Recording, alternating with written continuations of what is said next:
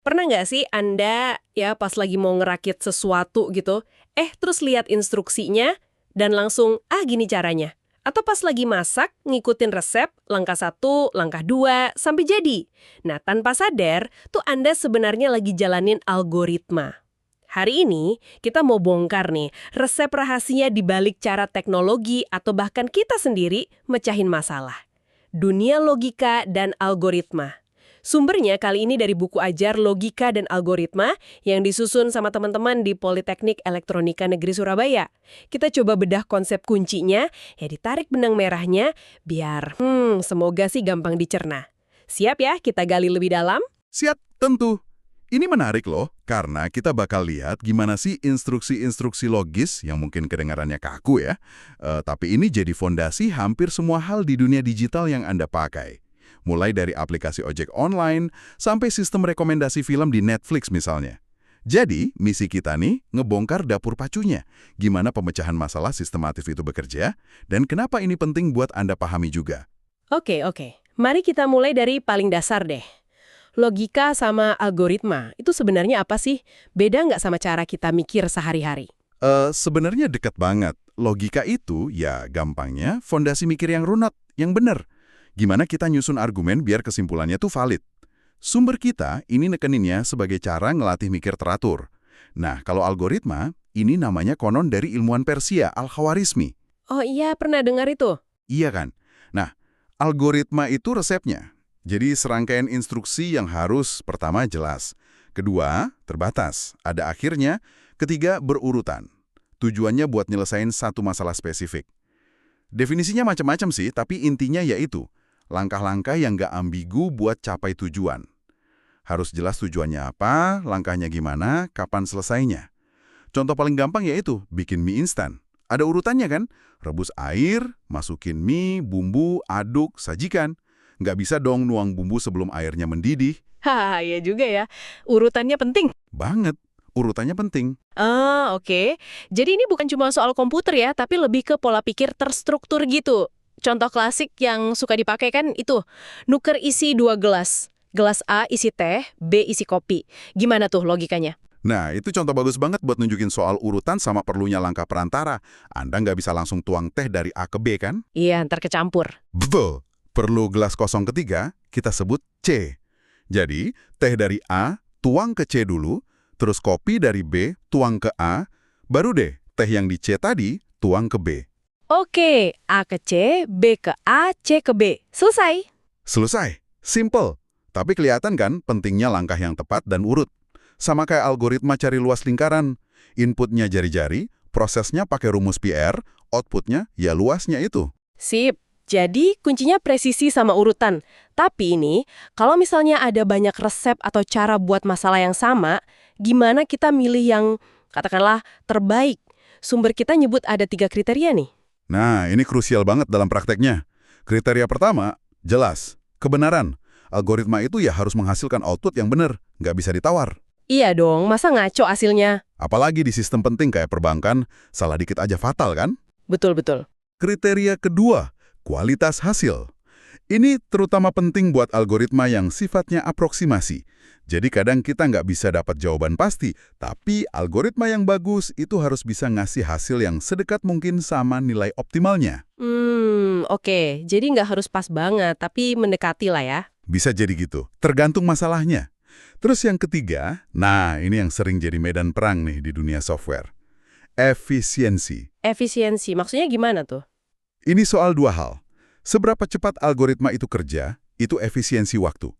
Dan seberapa sedikit memori komputer yang dipakai, efisiensi memori. Oh, waktu sama memori. Kenapa itu penting banget? Bayangin aja Google Maps nyari rute. Kalau algoritmanya benar sih, tapi butuh 5 menit buat nunjukin rute dari rumah ke kantor yang deket, kan nggak praktis. Iyalah, keburu telat. Nah, algoritma yang lebih efisien bisa jadi cuma butuh sepersekian detik. Perbedaannya bisa drastis banget loh. Apalagi kalau data yang diolah itu gede banget. Bisa dari detik, jadi jam, atau bahkan tahun. Seringnya ada trade-off juga. Algoritma paling cepat mungkin boros memori, atau sebaliknya. Nah, milih keseimbangan yang pas itu seni tersendiri buat programmer. Oke, kebayang. Jadi nggak cuma asal jalan, tapi harus benar, efisien waktu dan memori, dan kalau perlu hasilnya mendekati yang terbaik. Terus tadi kan dibilang algoritma itu instruksi yang jelas, terbatas, dan lain-lain. Ada ciri-ciri wajibnya nggak sih? Kayak menurut pakar Donald Knuth yang dikutip di sumber kita? Iya, Knuth itu ngerumusin 5 ciri utama yang bikin sesuatu itu bisa disebut algoritma, bukan sekedar prosedur biasa. Pertama, terbatas, finiteness. Harus berhenti setelah sejumlah langkah. Nggak boleh jalan terus tanpa henti atau ngelup selamanya. Harus ada akhirnya ya? Harus. Kedua, pasti, definiteness. Tiap langkahnya itu harus jelas banget, nggak ambigu. Komputer kan nggak bisa dikasih instruksi, kira-kira segitu deh, harus pasti. Oke. Ketiga, masukan, input. Algoritma boleh punya 0 input atau lebih, jadi ada data awal yang diolah. Keempat, keluaran, output. Ini wajib punya minimal satu hasil akhir. Kalau nggak ngasilin apa-apa ya, buat apa algoritmanya kan? Iya juga. Terakhir? Kelima, efektif, effectiveness. Tiap langkahnya itu harus bisa dikerjakan, realistis gitu. Nggak bisa nyuruh komputer ngelakuin sesuatu yang mustahil dalam waktu wajar. Intinya sih, algoritma itu resep yang presisi, pasti ada ujungnya, ada input-outputnya, dan langkahnya bisa dijalankan. Oh ya, satu lagi sifat penting, algoritma itu independen dari bahasa pemrograman. Idenya bisa ditulis pakai banyak bahasa komputer. Oke. Nah, katanya serumit apapun algoritma, itu sebenarnya dibangun dari 3 blok dasar aja ya, kayak main Lego gitu. Persis. Analoginya pas banget itu. Semua bangunan algoritma sesulit apapun, itu disusun dari kombinasi 3 struktur dasar ini aja. 1. Runtunan sequence. Ini paling simpel. Instruksi dijalankan satu persatu sesuai urutan ditulisnya. Langkah 1, kelar, lanjut langkah 2, kelar, lanjut 3. Kayak resep mie instan tadi. Urut gitu aja ya? Iya, atau proses login. Masukin username, langkah 1. Masukin password, langkah 2. Urutannya penting loh. 2 plus 3, 5. Kan beda sama 2 plus 35. Oke, sequence. Terus? 2. Pemilihan, selection. Ini dia percabangannya. Jadi algoritma bisa milih mau ngerjain instruksi yang mana tergantung kondisi tertentu terpenuhi atau enggak. Biasanya pakai jika, maka, atau if, then else gitu. Contohnya? Balik ke login tadi. Jika passwordnya benar, maka dia masuk ke akun. Jika tidak, ya tampilkan pesan error. Jadi ada pilihan jalur berdasarkan kondisi, benar salah. Oke, ada decision making-nya. Yang ketiga? 3. Pengulangan, repetition. Nah, ini kekuatan supernya komputer. Ngulangin satu atau beberapa instruksi berkali-kali. Bisa ngulang sejumlah tertentu, misalnya tampilin kata halo 5 kali. Atau bisa juga ngulang selama kondisi tertentu masih benar. Contohnya, selama masih ada email yang belum dibaca, lakukan proses A. Komputer kan nggak pernah bosan atau capek ngulang-ngulang. Biasanya pakai struktur for, while, atau repeat. Runtunan, pemilihan, pengulangan, sequence, selection, repetition. 3 itu aja ya fondasinya. Nah, ini nih pertanyaan yang sering banget muncul dari orang awam. Algoritma itu sama nggak sih sama program komputer? Pertanyaan bagus. Dan jawabannya, nggak sama, tapi berkaitan erat banget. Analoginya gini deh. Algoritma itu kayak denah atau blueprint rumah yang dibikin arsitek. Isinya konsep, rancangan, logika, langkah-langkah bangunnya gimana. Oke, cetak birunya gitu ya? Betul. Sedangkan program itu ya rumah jadinya. Yang dibangun sama tukang, programmer, pakai bahan bangunan spesifik, itu bahasa pemrograman kayak Python, Java, C++, berdasarkan denah tadi. Jadi rumusnya program sama dengan algoritma plus bahasa pemrograman. Persis. Algoritma itu idenya, program itu implementasi teknisnya, biar komputer ngerti. Nah, pas nerjemahin ide algoritma jadi kode program itu, pasti banyak detail teknis ya yang perlu dipikirin sama programmernya. Tepat sekali. Proses coding itu bukan cuma nyalin teks algoritma. Banyak pertimbangannya. Misalnya variabel. Itu kan tempat nyimpen data di memori, kayak kotak berlabel gitu. Harus dideklarasiin dulu. Harus dikasih nama dan jenisnya ya. Nah, itu dia. Masuk ke tipe data. Penting banget nentuin jenis data buat tiap variabel. Ini angka bulat, integer, angka pecahan, float, real, teks, string, atau cuma benar salah, boolean. Kenapa penting? Soalnya ngaruh ke efisiensi memori dan kebenaran operasinya. Salah tipe data bisa bikin error aneh atau hasil ngaco. Oke, variabel, tipe data. Terus ada sintaks bahasa. Tiap bahasa pemrograman punya tata bahasa atau aturan nulisnya sendiri. Kaku banget. Salah titik koma aja kadang programnya nggak mau jalan. Wah, detail ya. Iya, belum lagi ngerjemahin konsep sequence, selection, repetition ke instruksi spesifik di bahasa itu. Terus mikirin input-output, gimana program interaksi sama pengguna, terus gimana cara ngejalanin tools kayak compiler atau interpreter bahasa itu. Jadi dari satu ide algoritma yang sama, bisa jadi banyak program yang beda-beda, tergantung programmernya, bahasa yang dipakai, dan detail implementasinya. Oke, kebayang sekarang bedanya. Nah, kalau kita udah punya ide algoritma nih, gimana cara nulisnya biar orang lain ngerti, atau biar kita sendiri nggak lupa? Sumber kita nyebut ada beberapa cara umum ya. Betul. Ada 3 cara utama buat nulis atau ngomunikasiin ide algoritma. Pertama, pakai bahasa natural atau kalimat deskriptif. Ya, pakai bahasa kita sehari-hari aja, bahasa Indonesia, Inggris, dan lain-lain. Ini paling gampang buat algoritma simple kayak resep masakan tadi. Tapi kalau rumit, gimana? Nah, itu kekurangannya. Kalau algoritmanya kompleks, pakai bahasa natural, bisa jadi kepanjangan, ambigu, atau malah susah diterjemahin jadi kode beneran. Biasanya sih ada strukturnya, judul, deklarasi variabelnya apa aja, sama deskripsi langkah-langkahnya. Oke, cara pertama bahasa biasa. Kedua? Kedua, ini yang sering dipakai programmer, pseudocode.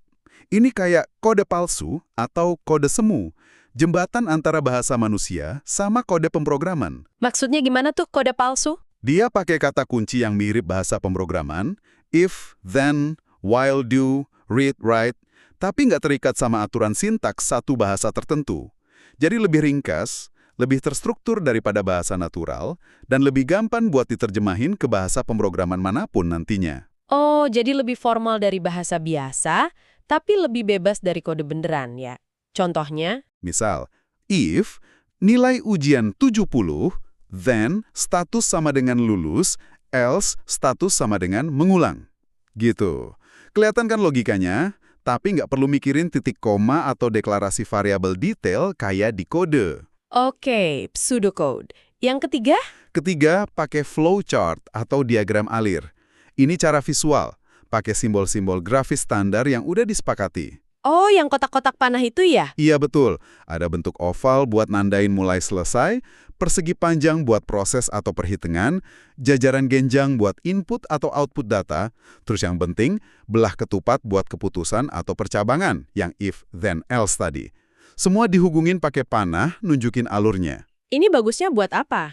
Flowchart ini bagus banget buat ngelihat alur logika secara keseluruhan, apalagi kalau algoritmanya banyak percabangan. Langsung kelihatan gitu kalau kondisinya A larinya kemana, kalau B kemana. Oke, jadi ada 3 cara ya. Bahasa natural, pseudocode, sama flowchart. Milihnya tergantung kebutuhan aja berarti ya. Yang penting idenya jelas dan gak ambigu tersampaikan. Tepat sekali. Tujuannya kan komunikasi ide algoritma secara efektif. Mau ke sesama manusia, atau buat dokumentasi diri sendiri. Sip. Nah, tadi kan kita ngomongin algoritma itu ngolah data. Dan datanya itu perlu disimpan dan diatur di memori komputer. Biar efisien diambil dan diolah sama si algoritma. Disinilah peran struktur data masuk, benar nggak? Persis, ini pasangan sejatinya algoritma. Kalau algoritma itu ibaratnya koki, nah struktur data itu cara dia ngatur bahan-bahan sama perkakas di dapurnya, memori komputer. Analogi dapur lagi nih. Iya, biar gampang bayangin ya. Bayangin deh, dapur koki yang semua bumbunya ditaruh di wadah berlabel rapi, panci digantung sesuai ukuran, dibanding dapur yang semuanya numpuk nggak karuan. Koki pasti lebih cepat masak di dapur yang rapi, kan? Iyalah, jelas. Nah, struktur data itu ya wadah-wadah penyimpanannya. Cara kita nyusun data di memori biar bisa diakses, ditambah, dihapus, atau dicari secara efisien sama algoritma. Milih struktur data yang salah, itu bisa bikin algoritma yang tadinya keren jadi lambat banget. Wah, sepenting itu ya? Banget. Ini juga nyambung lagi ke tipe data yang tadi kita bahas sedikit. Ada tipe dasar kayak integer, float, char, boolean. Ada tipe bentukan kayak string buat teks. Terus ada konsep yang namanya tipe data abstrak, ADT. Jangan pusing sama istilahnya ya. Intinya gini, ADT itu cuma ngedefinisiin apa yang bisa dilakuin sama suatu struktur data, operasinya apa aja, tanpa kita perlu peduli gimana detail implementasi di dalamnya. Contohnya? Kayak kita pakai remote TV, kita tahu ada tombol ganti channel, naikin volume, kita tahu fungsinya apa, tapi kita nggak perlu tahu gimana sih rangkaian elektronik di dalam remote itu bekerja. Nah, ADT itu kayak gitu. Ini penting buat bikin kode jadi lebih modular, gampang dipakai ulang. Oke. Jadi struktur data itu cara ngatur wadah datanya biar efisien. Bisa kasih contoh struktur data yang paling sering dipakai dan fundamental gitu? Siap, kita lihat beberapa perkakas utama deh di kotak alat programmer. Pertama, array atau larik. Bayangin ini kayak rak obat yang isinya laci-laci berderet dan ada nomor urutnya. Tiap laci nyimpen satu data, dan penting nih, semua data dalam satu array itu harus sejenis. Misalnya isinya angka semua atau nama semua. Kelebihannya apa? Keunggulannya, kita bisa langsung akses data di laci nomor berapapun dengan cepat banget. Tinggal sebut nomor indeksnya, biasanya mulai dari 0. Ini namanya akses acak, random access.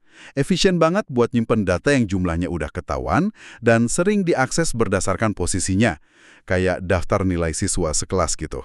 Kekurangannya? Biasanya ukurannya tuh fix pas dibuat, jadi agak susah kalau mau nambah atau ngurang data di tengah-tengah. Dan itu tadi, harus sejenis datanya. Array bisa satu dimensi, kayak daftar, dua dimensi, kayak tabel atau matriks, bahkan lebih. Oke, itu array. Struktur lain? Di paling atas tumpukan, sama pop, buat ngambil data dari paling atas. Nggak bisa ngambil dari tengah atau bawah. Gunanya buat apa stack ini? Wow, banyak. Fitur undo di software yang sering kita pakai, itu biasanya pakai stack. Tiap aksi disimpan di stack. Pas undo, aksi terakhir di pop. Tombol back di browser juga mirip. Terus di balik layar, komputer juga pakai stack buat ngelola pemanggilan fungsi-fungsi dalam program. Menarik ya. Oke, array, stack. Ada lagi? Ketiga, queue atau antrian. Ini kebalikannya stack. Prinsipnya FIFO, first in, first out. Persis kayak antrian di kasir atau loket. Siapa yang datang duluan, ya dilayani duluan. Masuk dari belakang, keluar dari depan ya. Tepat. Operasinya biasanya NQ dan DQ. Contoh penggunaannya? Ini berguna banget buat ngelola tugas atau permintaan yang harus diproses sesuai urutan kedatangan. Contoh paling gampang, antrian ngeprint dokumen. Atau pesan masuk di aplikasi chatting, biasanya ditampilin urut kan? Server web juga pakai queue buat nangani permintaan yang masuk berurutan. Oke. Array buat akses cepat pakai nomor, stack LIFO kayak undo, queue FIFO kayak antrian. Tadi sempat disebut juga yang lebih kompleks kayak tree sama graph. Bisa kasih gambaran singkat aja? Boleh, singkat aja ya. Tree, pohon. Ini buat data yang strukturnya hierarkis. Kayak pohon keluarga, struktur organisasi perusahaan, atau bahkan struktur folder file di komputer Anda. Ada akar, paling atas, cabang, daun paling bawah. Oke, hierarkis. Kalau graph? Graph. Nah, ini lebih fleksibel lagi. Buat data yang saling terhubung dalam bentuk jaringan. Nggak harus hierarkis. Bayangin aja peta jalan antar kota di Google Maps. Kota-kotanya itu node, jalannya itu edge yang menghubungkan. Atau kayak jaringan pertemanan di medsos gitu? Persis. Si A temenan sama B dan C, si B temenan sama A dan D, dan seterusnya. Graph dan algoritma yang jalan di atasnya, kayak algoritma Dijkstra buat cari rute terpendek yang disebut di sumber kita juga, itu penting banget buat macam-macam masalah. Cari rute, sistem rekomendasi, analisis jaringan sosial, macam-macam deh. Wah, oke. Jadi intinya, milih wadah data atau struktur data yang tepat ini bisa bikin algoritma kita jadi jauh lebih efisien kerjanya ya. Bukan cuma tempat nyimpen, tapi cara nyimpen yang strategis. Tepat sekali. Struktur data dan algoritma itu kayak dua sisi mata uang deh dalam pemrograman yang efisien. Nggak bisa dipisahin. Biar makin nempel nih konsepnya, kita lihat contoh super sederhana dari buku deh. Konversi suhu Celcius ke Fahrenheit. Gimana contoh ini nunjukin konsep-konsep yang udah kita bahas? Oke, ini contoh algoritma runtunan atau sequence yang paling dasar ya. Masalahnya jelas, ubah suhu Celcius C ke Fahrenheit F. Rumusnya juga udah baku, F sama dengan C kali 9/5 plus 32, atau F sama dengan C kali 1,8 plus 32. Nah, kita bedah. Input, apa yang kita butuhin? Ya, nilai suhu dalam Celcius. Ini kita simpan dalam variabel, sebut aja C. Tipenya apa? Karena suhu bisa ada komanya, sebaiknya tipe real atau float. Oke, inputnya C, tipe real. Proses. Ngapain? Ya hitung F, pakai rumus tadi. Hasilnya kita simpan di variabel lain, sebut aja F. Tipenya sama, real atau float juga. Prosesnya cuma satu baris rumus itu ya? Iya, untuk kasus ini simple. Output. Apa yang mau ditampilin? Ya, nilai F hasil perhitungan tadi. Jadi algoritmanya gimana kalau ditulis runtut? Gampang banget. 1. Mulai. 2. Deklarasikan variabel C dan F. Tipenya real. 3. Baca input untuk C dari pengguna. 4. Hitung F sama dengan C 1,8 plus 32. 5. Tampilkan output F. 6. Selesai. Udah gitu aja. Kalau pakai flowchart juga lurus aja ya berarti? Mulai, baca C, proses, hitung F, tampilkan F, selesai. Betul. Contoh ini memang simpel banget, tapi nunjukin alur dasarnya. Ada input, ada proses yang sifatnya runtunan, ada output. Terus kita pakai variabel dengan tipe data yang sesuai. Tapi mungkin contoh ini kurang greget ya buat nunjukin kenapa milih algoritma atau struktur data itu penting. Kan ini lurus-lurus aja. Nah, iya. Anda benar. Contoh ini bagus buat ngenalin konsep paling dasar ke pemula. Tapi belum nunjukin kompleksitas di mana pilihan algoritma, misalnya buat ngurutin data, atau pilihan struktur data, misalnya pakai array versus list versus tree, itu bisa ngasih perbedaan performa yang bumi dan langit. Kapan tuh kerasa bedanya? Kalau datanya udah banyak banget, misalnya kita punya data suhu dari jutaan sensor tiap detik, terus kita mau cari rata-ratanya, atau mau urutin dari terpanas ke terdingin. Nah, di situ baru kerasa banget bedanya pakai algoritma urut yang efisien, kayak merge sort atau quick sort, plus struktur data yang pas, dibanding pakai cara yang paling gampang tapi lambat. Efisiensi jadi raja kalau skalanya udah gede. Oke, paham sekarang. Jadi, kita udah ngebongkar lumayan banyak nih ya hari ini. Mulai dari logika sebagai dasar mikir unut, terus algoritma sebagai resep yang presisi, terus ciri-cirinya apa aja, 3 struktur bangunannya, sequence, selection, repetition. Beda tipis tapi penting antara algoritma sama program. Cara nulisnya juga macam-macam, bahasa natural, pseudocode, flowchart. Sampai pentingnya milih wadah data yang benar lewat struktur data, kayak array, stack, queue, bahkan tree dan graph. Fondasi berpikir komputasional udah mulai kebayang lah ya bentuknya ya. Iya, dan semoga jadi kelihatan juga ya, kalau ini tuh relevan buat semua orang. Nggak cuma buat yang mau jadi programmer aja. Paham cara kerja algoritma, gimana data diatur, itu ngebantu kita jadi pengguna teknologi yang lebih melek. Lebih ngerti lah di balik layar aplikasi yang kita pakai tiap hari itu ngapain aja. Dan yang nggak kalah penting, ini sebenarnya ngelatih kita juga buat mecah masalah kompleks. Masalah apa aja deh, jadi langkah-langkah yang lebih logis, lebih kecil, dan lebih gampang dikelola. Itu skill yang kepake di mana-mana. Bener banget.